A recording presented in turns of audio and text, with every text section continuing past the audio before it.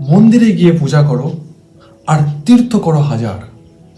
মন্দিরে গিয়ে পূজা করো আর তীর্থ করো হাজার, যদি তোমার মনে দয়া আর ধর্ম না থাকে তাহলে সব কিছু তোমার মনোবাসনা বেকার।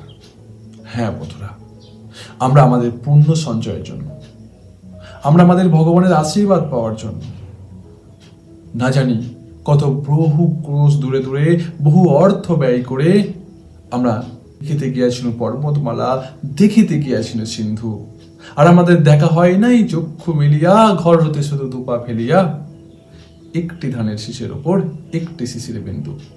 হ্যাঁ বন্ধুরা, বিষয়টি ঠিক এমনই।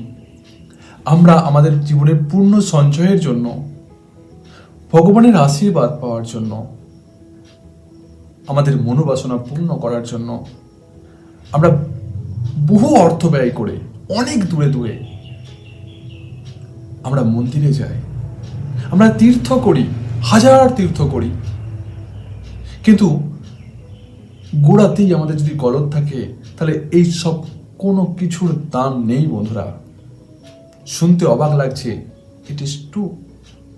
হ্যাঁ বন্ধুরা, যদি মানুষের মধ্যে যদি ধর্ম আর দয়া না থাকে, মানুষের প্রতি মানবিকতা বোধ না থাকে, তাহলে এই হাজার তীর্থ আর মন্দিরে গিয়ে পূজা করেও কোনো লাভ নেই বন্ধুরা।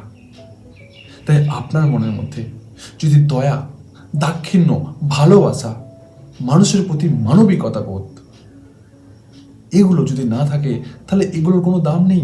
আমাদের ধর্ম একটাই, সেটা হচ্ছে মানবিকতা ধর্ম, মানব ধর্ম। তাই মানুষের জন্য আজকের দিনে এই মানবিকতা বোধ আর মানুষের প্রতি দয়া, দাক্ষিণ্য সব আস্তে আস্তে হারিয়ে যাচ্ছে। তাই এটাকে রক্ষা করার দায়িত্ব আপনার, আমার, হ্যাঁ বন্ধুরা তোমাদের, যারা এই ভিডিওটি দেখছো তাদের, সবার।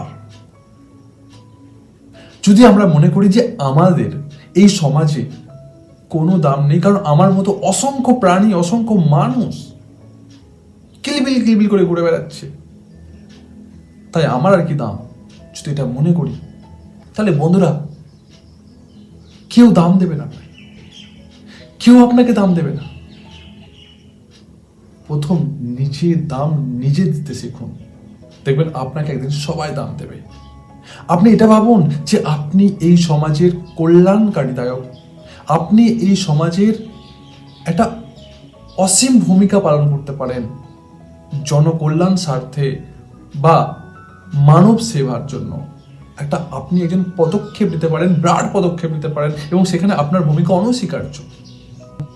আপনি অনেক কিছু করতে পারেন, আপনি মিরাকেল, আপনি সুপারম্যান। প্রথমে এটা বিশ্বাস করুন যে আপনার দ্বারাই বা আমার দ্বারাই এই জগতের কল্যাণ হতে পারে আর হবে। আপনার মধ্যে থেকে, আমার মধ্যে থেকে ধর্ম, দয়া এগুলো বিলুপ্ত হয়নি। দেখবেন, আপনি যদি প্রথম এই জিনিসটি আমরা বা আপনি বিশ্বাস করেন, তাহলে আমাদের মধ্যে থেকে এই দয়া, ধর্ম এই জিনিসগুলো হারিয়ে যাবে না।